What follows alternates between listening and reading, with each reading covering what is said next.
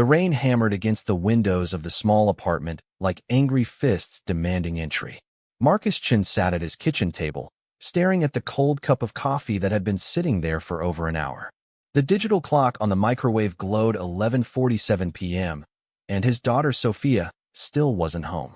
This wasn't unusual anymore. Ever since Maria died 2 years ago, Sophia had become a stranger living in his house.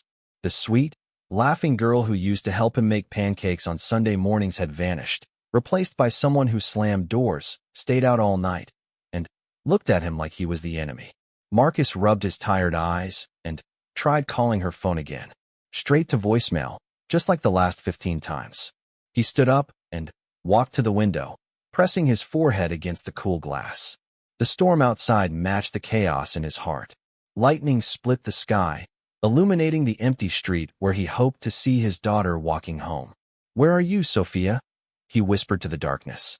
The apartment felt too quiet without her presence, even though their conversations lately consisted mostly of shouting matches about curfew, grades, and respect. He missed the old Sophia so much it physically hurt. He missed the way she used to curl up next to him on the couch to watch movies, how she would ask him to check for monsters under her bed, how she called him Daddy instead of rolling her eyes and saying Marcus like his name tasted bitter in her mouth. The truth was, Marcus didn't know how to be a single parent. He had been the fun dad when Maria was alive, the one who played catch in the backyard while his wife handled the serious stuff like homework supervision and heart-to-heart talks. Maria had been the emotional center of their family, the one who knew exactly what to say when Sophia had a bad day at school or fought with friends. Now Marcus felt like he was drowning, trying to be both mother and father to a teenage girl who seemed determined to push him away at every opportunity. Every attempt at connection backfired. When he tried to ask about her day, she accused him of interrogating her. When he set boundaries, she called him controlling. When he gave her space, she interpreted it as not caring. The rain grew heavier, and Marcus felt the familiar weight of guilt settling on his shoulders like a lead blanket. If Maria were here, Sophia wouldn't be running wild through the streets. If Maria were here, their daughter would be safe at home, probably doing homework or texting friends about normal teenage things instead of whatever dangerous activities she was involved in these days. Marcus had found evidence of drinking, smoking, and, worse, empty bottles hidden in her bedroom, strange pills in her backpack, money that didn't come from the small allowance he gave her. When he confronted her about these discoveries, Sophia had exploded in rage, screaming that he had no right to go through her things, that she hated him, that she wished he had died instead of her mother. Those words had cut deeper than any physical wound, because sometimes, in his darkest moments, Marcus wished the same thing. The grief counselor they had seen briefly after Maria's death had warned him that teenagers often act out when dealing with loss, but nothing had prepared him for the complete transformation of his daughter. Sophia had been 13 when her mother died suddenly, from a brain aneurysm, old enough to understand death, but too young to process such overwhelming loss in a healthy way. Marcus blamed himself for not getting her more help, for not knowing what to do when she started skipping school and hanging out with older kids who looked at him with contempt when he tried to set rules. He had tried grounding her, taking away her phone, and even threatening military school, but nothing worked. If anything, his attempts at discipline only drove her further away. Tonight was different, though. Tonight felt dangerous. The storm had been building all day, and the weather service had issued warnings about flash flooding and dangerous driving conditions. Sophia had left the house that morning after another fight about her grades, slamming the door so hard that their neighbor's dog had started barking. She hadn't come home for dinner, hadn't responded to his texts asking where she was, hadn't even taken her jacket despite the gray clouds gathering overhead. At midnight, Marcus grabbed his car keys and decided to look for her himself. He drove slowly through their neighborhood, windshield wipers working overtime against the torrential rain. He checked the usual places first: the parking lot behind the convenience store where kids like to hang out, the abandoned warehouse on the edge of town, the bridge where teenagers sometimes gathered to drink and smoke. Nothing. Marcus expanded his search, driving through parts of the city he barely knew, places where Sophia might have gone with her new friends. The rain made it nearly impossible to see more than a few feet ahead, and Other drivers crept along just as carefully. Several times he thought he saw a figure walking along the sidewalk and pulled over, only to discover it was someone else's child making their way home through the storm. By 2 in the morning, Marcus was genuinely panicked. He had called the police, who told him they couldn't file a missing persons report until Sophia had been gone for 24 hours unless there was evidence of foul play. They assured him that most teenagers came home on their own after a night of rebellion, but their dismissive tone only made him more frantic. He drove to the hospital, thinking maybe she had been in an accident. The emergency room staff checked their records but found no one matching Sophia's description. Marcus left his contact information anyway, just in case, and continued his search through the storm-darkened city. Meanwhile, 15 miles away, Sophia Chun was discovering that running away in anger was much easier than surviving alone in a dangerous storm.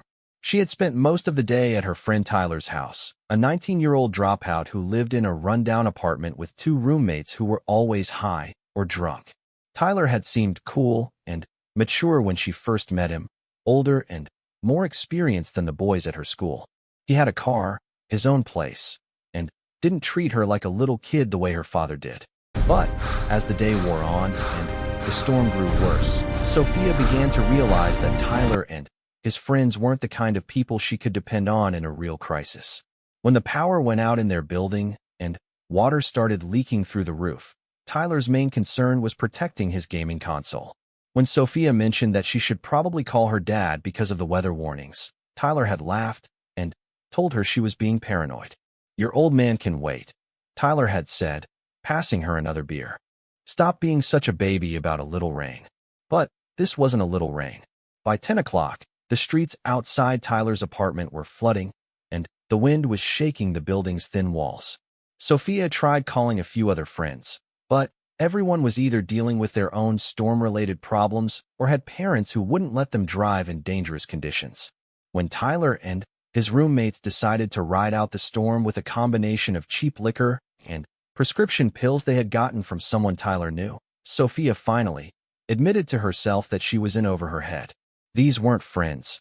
They were strangers who happened to let her hang around because she was young and impressed by their fake sophistication.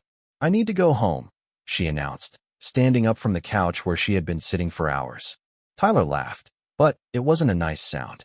"Good luck with that, princess. You see what it looks like out there." Sophia looked out the window at the flooding street and felt real fear for the first time. The water was higher than she had ever seen it, covering the sidewalks and reaching halfway up the cars parked along the curb. The storm drains couldn't handle this much rain, and everything was backing up into the streets. "Can't you drive me?" she asked Tyler, hating how small her voice sounded. "In this weather? Are you crazy?" Tyler was already reaching for another beer. "Besides, my car's parked in that flood zone. It's probably underwater by now." One of Tyler's roommates, a guy named Jake who always made Sophia uncomfortable with the way he looked at her, grinned and patted the couch next to him. "Why don't you just stay here tonight? We'll take real good care of you." The way he said it made Sophia's skin crawl. She had been naive about many things, but she wasn't stupid. She could see where this was heading, and she wanted no part of it. "I'm walking home," she declared, grabbing her purse. Tyler didn't try to stop her. "Suit yourself. Don't come crying to us when you get swept away by the flood." Sophia pushed open the apartment door and immediately understood why Tyler had been so casual about letting her leave. The storm was worse than anything she had ever experienced. The rain fell in sheets, so heavy she could barely see the building across the street. The wind nearly knocked her down before she had taken 3 steps from Tyler's door. But she was more afraid of staying than of facing the storm. Sophia had never walked this route before. She had always gotten rides to Tyler's place. In the darkness and rain, she quickly became disoriented. The streets looked different when they were flooded, and many of the landmarks she might have used for navigation were obscured by the storm. She tried to use her phone's GPS, but the screen kept getting wet despite her attempts to shield it with her shirt. The battery was running low anyway. She had forgotten to charge it the night before. After 20 minutes of walking in what she hoped was the right direction, Sophia admitted to herself that she was lost. The water in the streets was getting deeper. What had started as puddles she could step around had become streams that soaked through her sneakers, and made walking treacherous. Twice she slipped and nearly fell, catching herself on parked cars or street signs. Sophia began to cry, though the rain washed away her tears as quickly as they fell. She thought about her father, probably sitting at home worried sick, and felt a confusing mix of guilt and anger. Why couldn't he just understand her? Why did every conversation have to become a lecture about responsibility and good choices? Why couldn't he see that she was hurting too, that losing her mother had broken something inside her that she didn't know how to fix? The truth was, Sophia missed her dad. She missed the way things used to be between them before her mom died, before grief and confusion had built a wall between them that seemed to grow higher every day. She missed feeling safe and loved instead of angry and lost all the time. But she was 16, and 16-year-olds don't always know how to bridge the gap between missing someone and actually reaching out to them.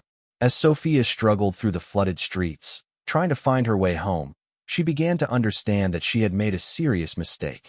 The storm was dangerous, she was alone, and she didn't even know exactly where she was. Her phone was nearly dead, she was soaking wet and getting cold, and the water in the streets was continuing to rise.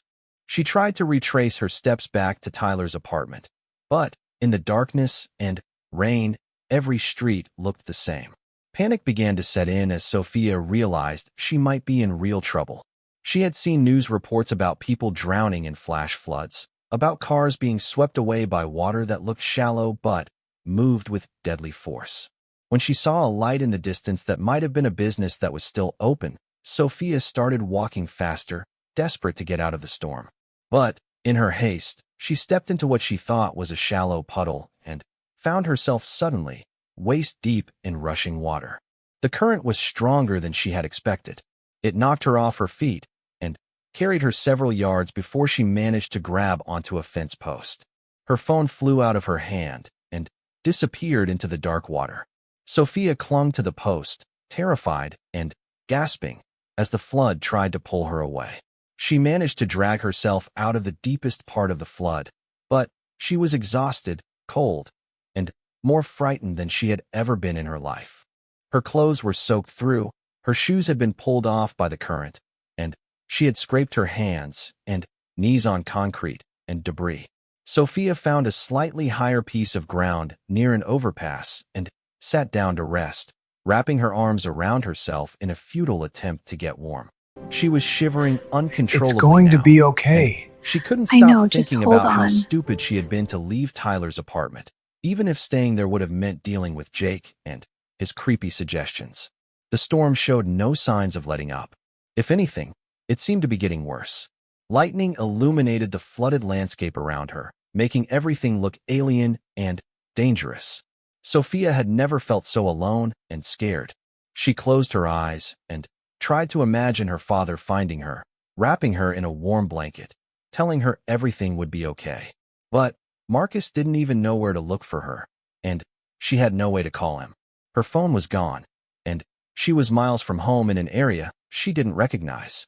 As the hours passed, and the cold seeped deeper into her bones, Sophia began to lose hope.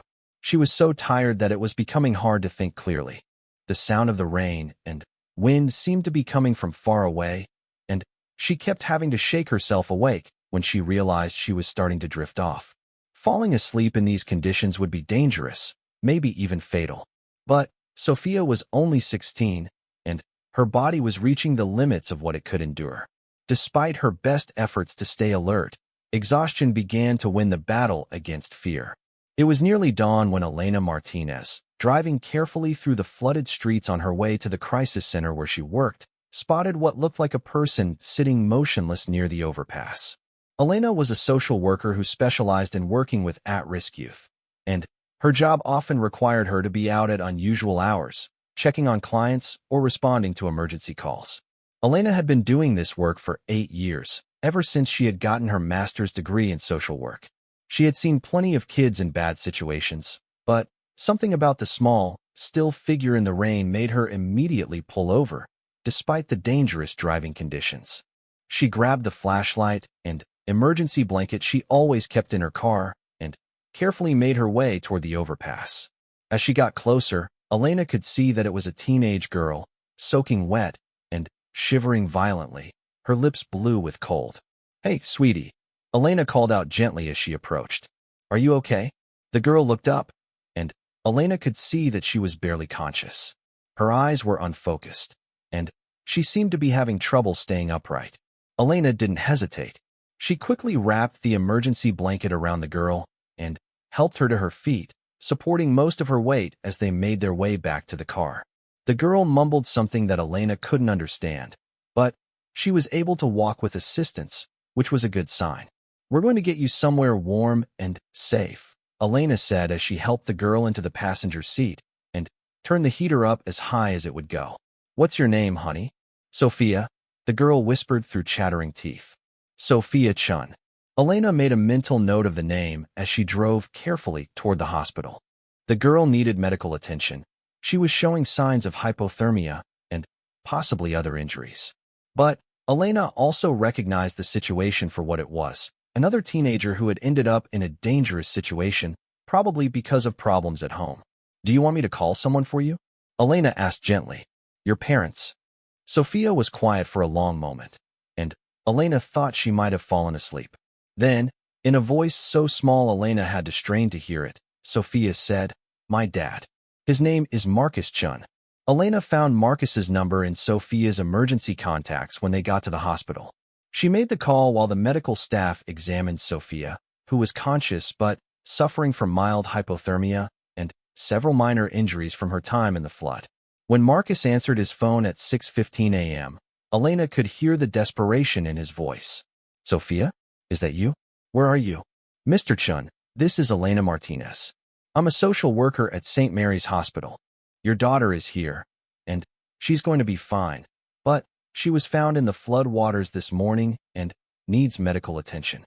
Elena heard what sounded like a sob of relief on the other end of the line. "I'll be right there," Marcus said. Please tell her I'm coming."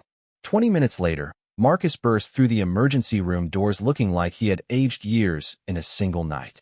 His hair was disheveled, his clothes wrinkled from hours of searching, and his eyes were red with exhaustion and worry. Elena met him at the information desk and guided him to Sophia's room. "She's stable," Elena explained as they walked. "Cold and scraped up, but nothing that won't heal. The doctor wants to keep her for observation for a few hours, just to make sure there are no complications from the hypothermia." Marcus nodded, barely listening to the medical details. All he cared about was seeing his daughter. When they reached Sophia's room, Marcus stopped in the doorway. Sophia was lying in the hospital bed, looking small and young under the white blankets. Her dark hair was still damp, and there were bandages on her hands and knees. But she was alive, and she was safe. "Sophia," Marcus whispered, and his daughter turned her head toward his voice. For a moment, neither of them spoke. All the anger and resentment that had been building between them for months seemed to evaporate in the face of how close they had come to losing each other permanently. "Dad," Sophia said, and started crying.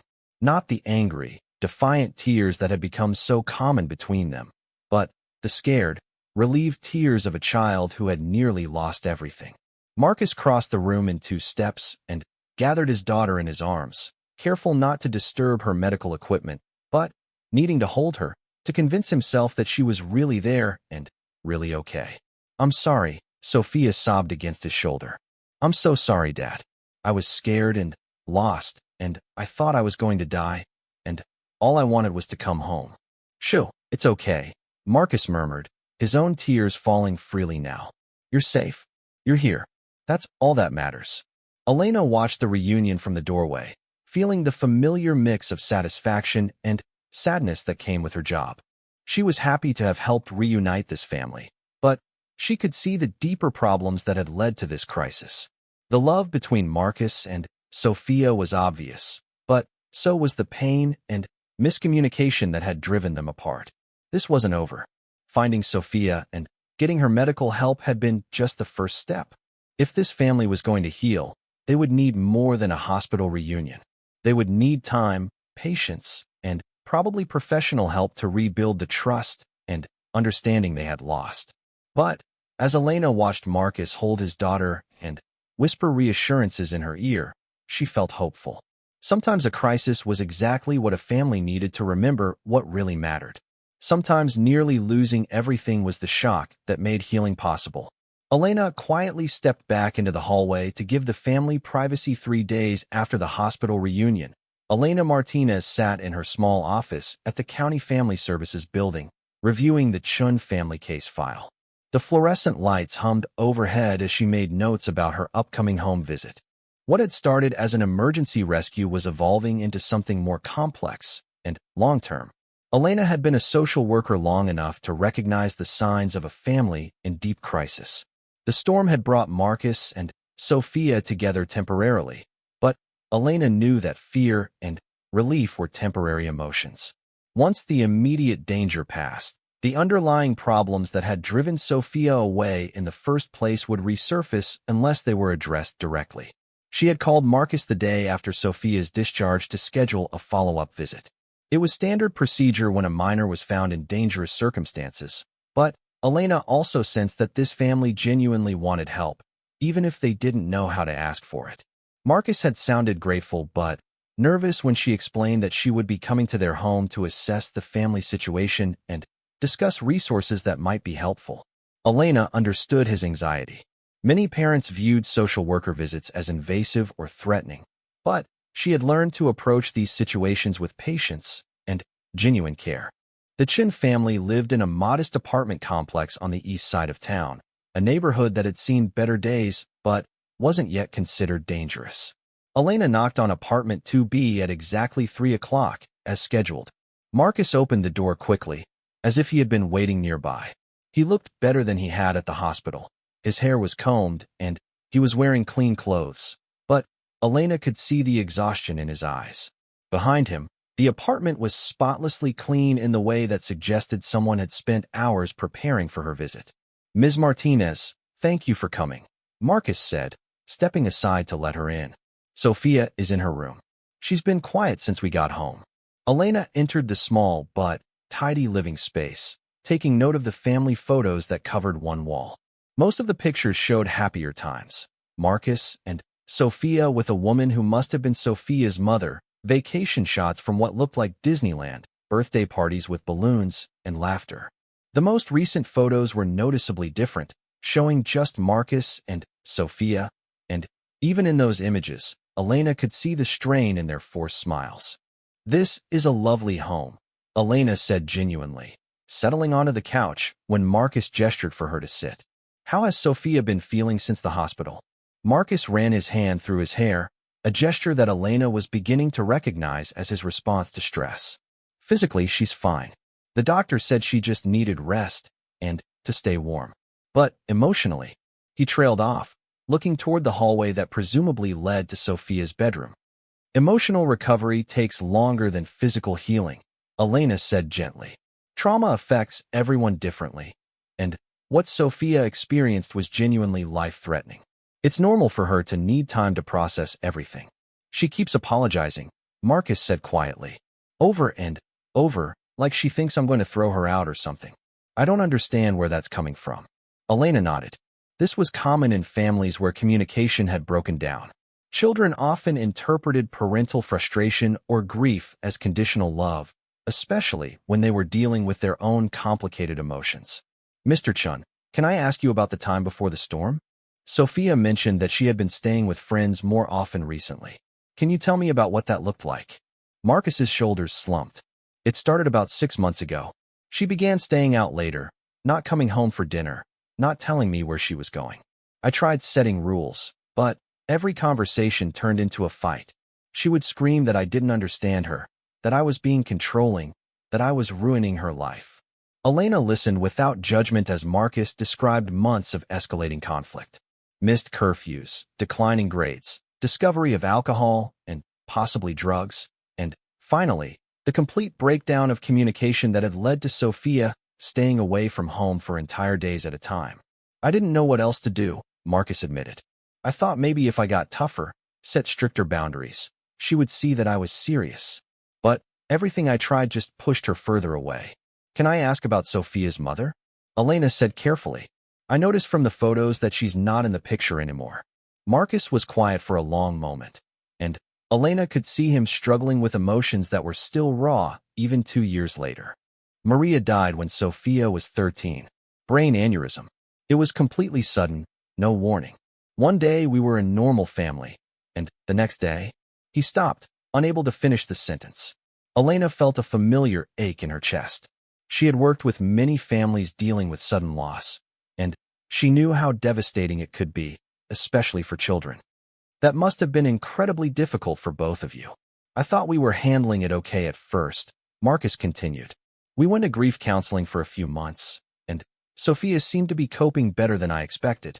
But around the time she turned 15, everything changed. It was like someone had replaced my daughter with an angry stranger. Elena recognized this pattern. Delayed grief reactions were common in teenagers, who often suppress their emotions initially only to have them emerge later in destructive ways. At 13, Sophia might have been focused on taking care of her father or trying to be strong. But as she moved into mid-adolescence and began developing more independence, the unprocessed grief likely became overwhelming. Losing a parent during adolescence is particularly challenging, Elena explained. Teenagers are already dealing with questions about identity and independence, and when you add grief to that developmental stage, it can be incredibly confusing. Sometimes acting out is a way of expressing pain that they don't know how to put into words. Marcus nodded, though Elena could see he was still struggling to understand. I just miss her so much. Not just Maria, but Sophia too. Sometimes I look at my daughter, and I don't recognize her anymore. Would it be possible for me to talk with Sophia for a few minutes? Elena asked. I'd like to hear her perspective on things, if she's comfortable sharing. Marcus knocked gently on Sophia's bedroom door and asked if she would come out to talk with Ms. Martinez. After a few minutes, Sophia emerged, looking younger than her 16 years in an oversized sweatshirt and pajama pants. Her hair was pulled back in a messy ponytail, and she avoided making eye contact as she sat in the chair furthest from both Elena and her father. Hi, Sophia, Elena said warmly. I'm glad to see you looking so much better. How are you feeling? Okay, I guess, Sophia mumbled, fidgeting with the sleeves of her sweatshirt. Elena had interviewed hundreds of teenagers over the years, and she knew that building trust took patience. I was hoping you might be able to help me understand some things. Your dad has been telling me about how worried he's been about you, especially over the last few months. Sophia glanced quickly at her father, then back at her hands. I know I messed up. I know I scared him. I don't know how to explain it. Try me, Elena said gently. I've talked with a lot of teenagers who have been through difficult situations. There's probably not much you could say that would surprise me. Sophia was quiet for several minutes, and Elena waited patiently. Sometimes the most important conversations required silence before the words came. Everything feels wrong all the time, Sophia finally said, so quietly that Elena had to lean forward to hear her. Like I'm wearing clothes that don't fit, or like I'm pretending to be someone I'm not. And, Dad, he looks at me like he's waiting for me to turn back into the person I used to be, but I don't know how to do that. Marcus started to speak, but Elena held up a gentle hand to indicate that he should let Sophia continue. I know he misses Mom, Sophia went on, but sometimes I think he blames me for not being enough to make him happy anymore. Like if I was a better daughter, he wouldn't look so sad all the time. Elena's heart ached for both of them. This was the classic grief trap that many families fell into. Each person was so absorbed in their own pain that they couldn't see how their behavior was affecting the other family members. Sophia, can you tell me about the night of the storm? What led to you being out in such dangerous weather? Sophia's eyes filled with tears, but she continued talking. Dad and I had another fight that morning about my grades. He said I was throwing my life away, and I said he didn't care about my life anyway. I was so angry that I just left, and I didn't want to come home and deal with more lecturing. She described going to Tyler's apartment, gradually realizing that she was in over her head, and finally making the decision to leave despite the dangerous weather. I knew it was stupid to walk in the storm, but I was more scared of staying there than of getting wet. Elena made note of this detail. It suggested that Sophia was making at least some good decisions, even in difficult circumstances. She was also beginning to understand the cycle of conflict that had developed between father and daughter. Marcus, Elena said, turning to include him in the conversation. I can see how much you love Sophia, and I can also see how much you're both hurting. Grief affects families in complicated ways, and it sounds like you've both been trying to protect each other without realizing that you were actually growing farther apart. Marcus nodded, looking at his daughter with a mixture of love and confusion. I don't want her to think I blame her for anything. I just want her to be safe and make good choices. And, Sophia, Elena continued, it sounds like you've been feeling like your dad doesn't accept who you are now, compared to who you used to be before your mother died. Sophia nodded, wiping her eyes with her sleeve. I can't go back to being 13. I don't even remember how to be that happy anymore. Elena felt a breakthrough moment approaching. What if we worked on figuring out who you both are now, instead of trying to recreate what you used to have? People change when they go through difficult experiences, and that doesn't have to be a bad thing. She spent the next hour talking with both Marcus and Sophia about grief, adolescent development, and family communication. Elena explained that it was normal for families to struggle after losing a parent, and that the anger and distance they had been experiencing were often signs of unexpressed pain rather than lack of love. One thing I notice, Elena said, is that you both seem to be trying to protect each other from your own grief. Marcus, you're trying to be strong for Sophia, and Sophia, you're trying not to burden your dad with how much you're still hurting about your mom. But sometimes protection becomes isolation if people don't talk about the difficult emotions. Marcus looked surprised. I didn't realize I was doing that. It's very common, Elena assured him. Parents often think they need to have all the answers and never show vulnerability. But teenagers actually need to see that adults struggle with difficult emotions too. It helps them feel less alone in their own struggles. Elena suggested that they start with small changes in how they communicated with each other. Instead of focusing on rules and consequences, Marcus could try asking Sophia about her feelings and sharing some of his own struggles in age-appropriate ways. Instead of assuming her father was disappointed in her, Sophia could try telling him directly when she was feeling sad or overwhelmed. What about counseling? Elena asked. I know you tried it briefly after your wife passed away, but it might be helpful to try again now that Sophia is older and you're both facing different challenges. Marcus nodded immediately. Whatever might help. Sophia was more hesitant. Do I have to talk about Mom? Elena smiled gently. You get to decide what you talk about and when. A good counselor will let you go at your own pace. Before leaving, Elena gave them some practical resources.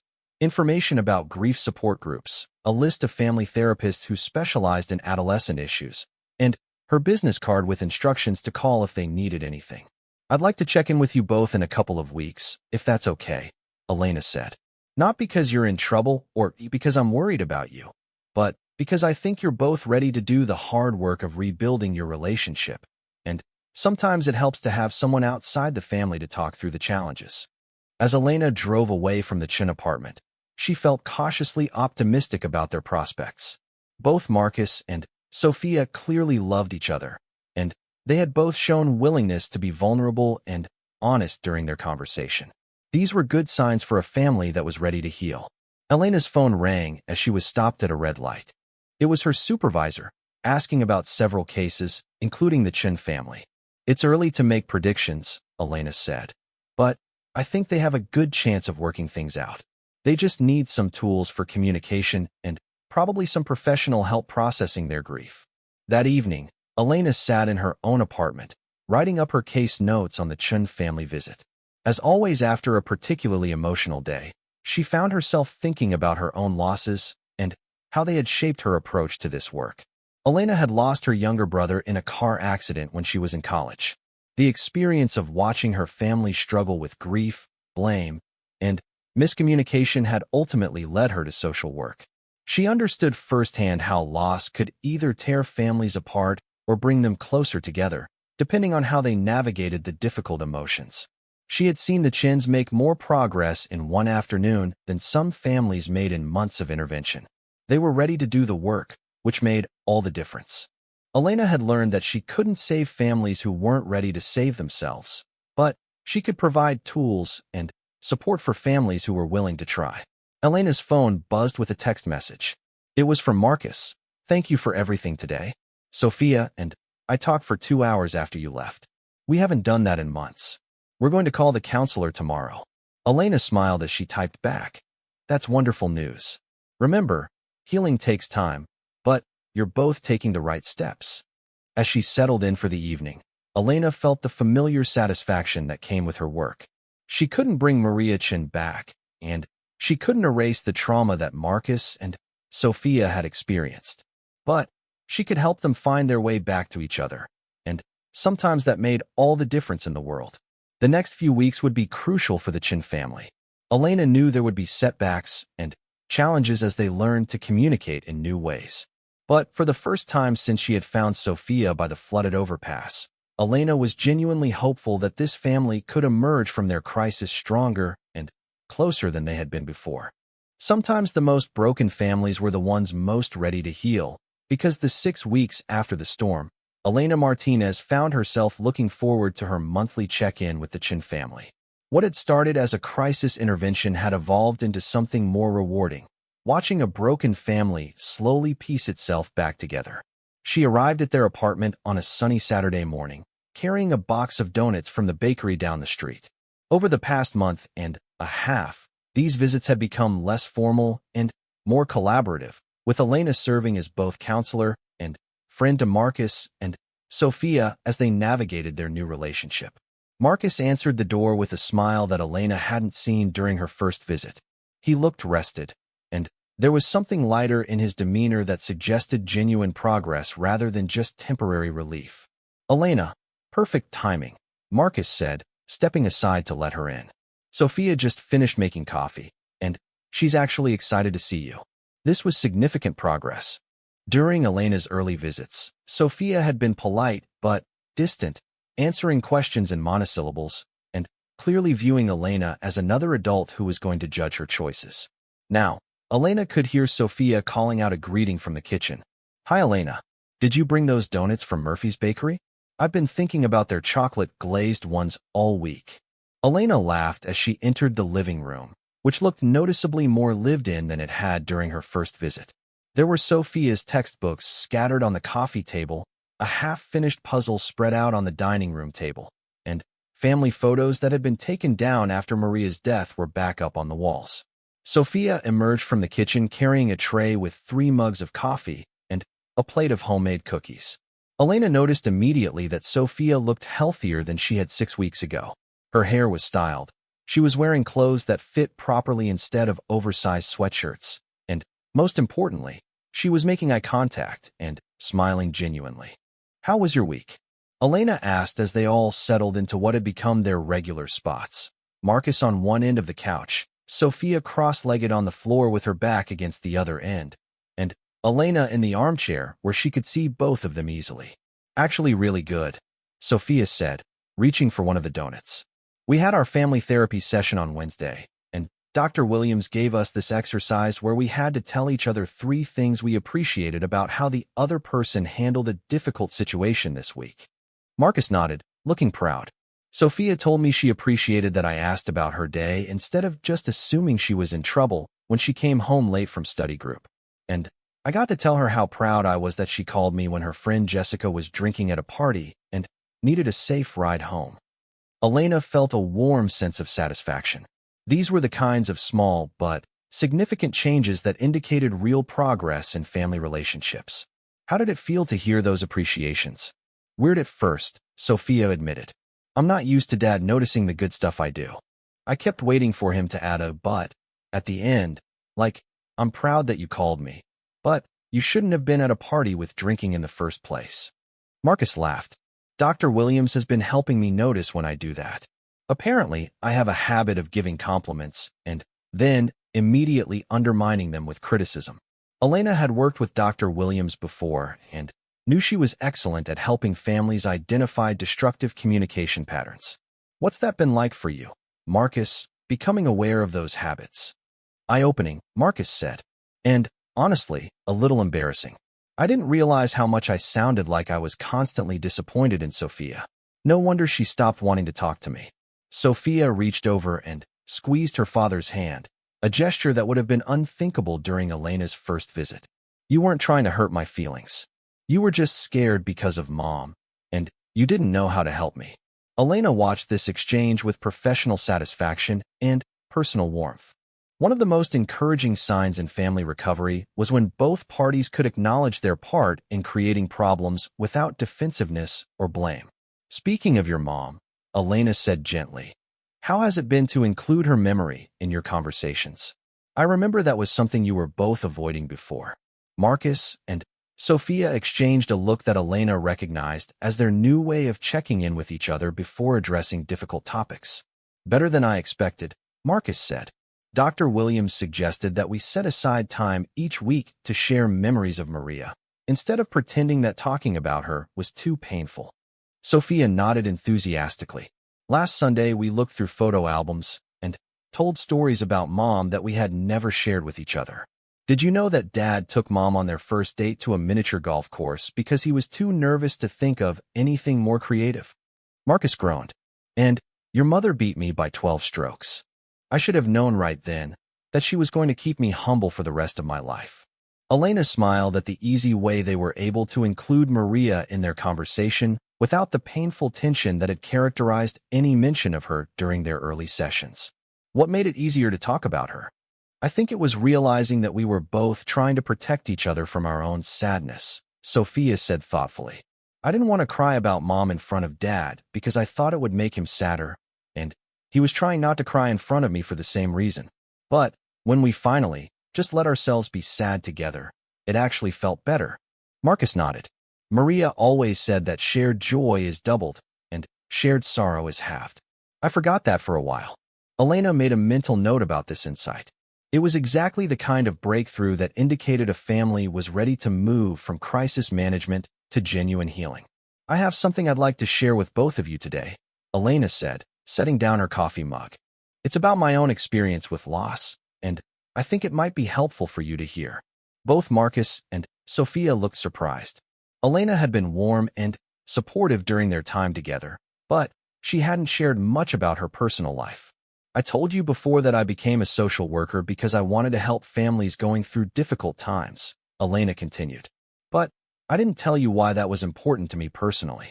Elena took a deep breath, as she always did before sharing her story. Even after all these years, it wasn't easy to talk about David. When I was 20 years old, my younger brother David was killed in a car accident. He was 17, just a year older than Sophia is now. David was my best friend, and losing him almost destroyed our family. Sophia's eyes widened with sympathy. Elena, that's terrible. I'm so sorry. Thank you, Elena said. What I want to tell you is what happened to our family afterward, because I think it might help you understand something important about your own healing process. Elena explained how her family had reacted to David's death with many of the same patterns she had observed in the Chin family. Her parents had become overprotective of Elena, afraid to let her drive alone or stay out with friends. Elena had responded by becoming reckless, taking dangerous risks because she felt like her parents didn't trust her anymore. Everyone was grieving, but no one was talking about their grief directly. For about 2 years, we were all miserable, Elena said. My parents thought I was trying to punish them for David's death, and I thought they blamed me for being alive when he wasn't. We barely spoke except to argue about rules and curfew and college plans. Marcus leaned forward, clearly recognizing parallels to his own experience. What changed? My mom finally went to therapy, not for all of us, but just for herself. And her therapist helped her realize that she was so afraid of losing another child that she was destroying her relationship with the child she still had. Elena described how her mother had come home from a session one day and simply asked Elena if they could talk honestly about David and about how scared they all were of losing each other too. That conversation was one of the hardest things I've ever done, Elena said. We both cried for hours. But it was also the beginning of our family learning how to be a family again, even with David gone. Sophia wiped her eyes with her sleeve. Did it get easier? Yes and no, Elena said honestly. Missing David never got easier. But learning how to love each other and support each other while we were missing him did get easier. We stopped trying to protect each other from sadness and started helping each other carry it instead. Marcus was quiet for several minutes, processing Elena's story. Is that what we're learning how to do? Carry the sadness instead of hiding from it. I think so, Elena said. And From what I've observed over the past few weeks, you're both getting much better at it. Sophia moved from her spot on the floor to sit next to her father on the couch. Sometimes I still feel guilty for laughing or having fun, like I'm forgetting Mom. Elena nodded. That's completely normal. After David died, I felt guilty every time I enjoyed something, like I was betraying his memory by having experiences he would never have. How did you get past that? Marcus asked. My mom told me something that David had said once when our grandfather died. He said that the best way to honor someone's memory wasn't to stop living, but to live in a way that would make them proud. Elena smiled at the memory. David would have been furious if he thought his death had stopped me from having a happy life. Sophia looked thoughtful. Mom always said she wanted me to be brave and try new things, even if I was scared. And she wanted you to be happy, Marcus added, putting his arm around his daughter. Maria always said that life was too short to spend it being afraid or angry. Elena watched them comfort each other and felt the familiar mixture of sadness and hope that came with her work. She couldn't bring back the people they had lost, but she could help them honor those memories while building new relationships with each other. I want to ask you both something, Elena said. When I first met you, you were both isolated in your grief. Marcus, you were trying to handle everything alone, and Sophia, you were pushing everyone away because you didn't know how else to handle your pain. Now you're learning to support each other. How does that feel different? Marcus considered the question carefully. Less lonely. Even when we're talking about difficult things, I don't feel like I'm carrying everything by myself anymore. Sophia nodded.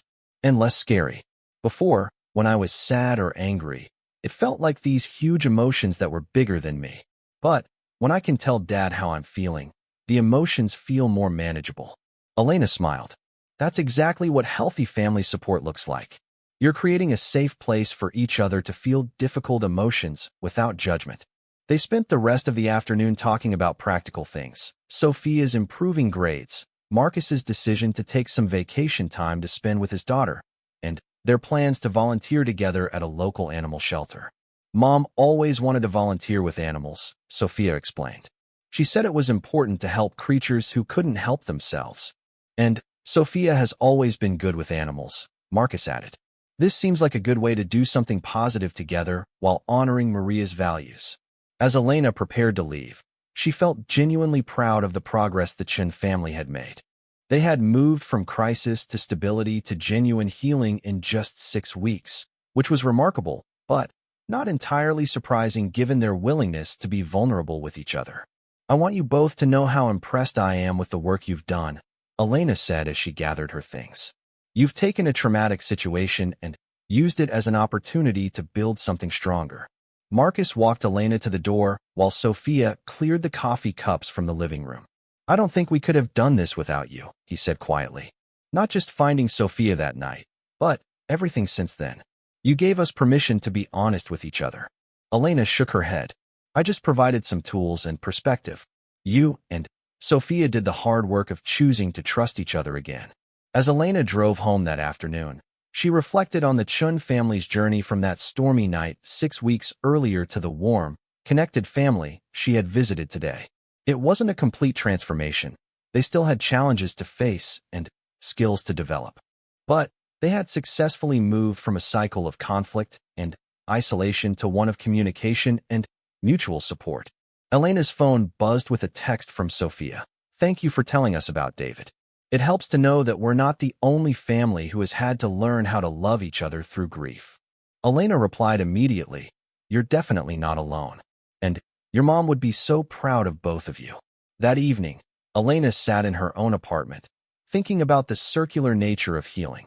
Her family's struggles after David's death had led her to social work, which had allowed her to help families like the Chens, which reminded her of the value of the pain she had experienced and transformed. She thought about David often during her work with grieving families. He would have been 32 now, probably married with children of his own. Elena had learned to carry the sadness of his absence while still celebrating the impact he continued to have on her life and work. The Chun family was learning the same lesson, that love doesn't end with death, and that honoring lost family members sometimes means building stronger relationships with the family members who remain. Elena felt confident that Marcus and Sophia would continue to grow closer as they learned to navigate life without Maria, while still including her memory in their daily experiences. Elena had one more visit scheduled with the Chun family in a month, and then they would transition to checking in by phone unless new crises arose. But Elena suspected that Marcus and Sophia had developed the tools they needed to handle future challenges together rather than retreating into isolation. As she prepared for bed, Elena felt grateful for the opportunity to witness family healing. Her work could be heartbreaking and exhausting, but moments like today reminded her why she had chosen this profession. Sometimes one person's intervention at exactly the right moment could change the entire trajectory of a family's future. The Chun family would always carry the sadness of losing Maria, but they were learning to carry love and joy alongside that sadness. Elena couldn't think of a better outcome than that. Why had nothing left to lose and everything to gain by trying something new? Elena had a feeling that Marcus and Sophia Chun were exactly that kind of family. But she made a mental note of their case. Something told her that this wouldn't be the last time she encountered the Chun family, and she wanted to be ready to help them navigate whatever came next. The storm outside was finally beginning to clear, and Elena could see the first rays of sunlight breaking through the gray clouds. It felt like a sign that better days might be ahead for Marcus and Sophia Chun, if they were willing to do the hard work of finding their way back to each other.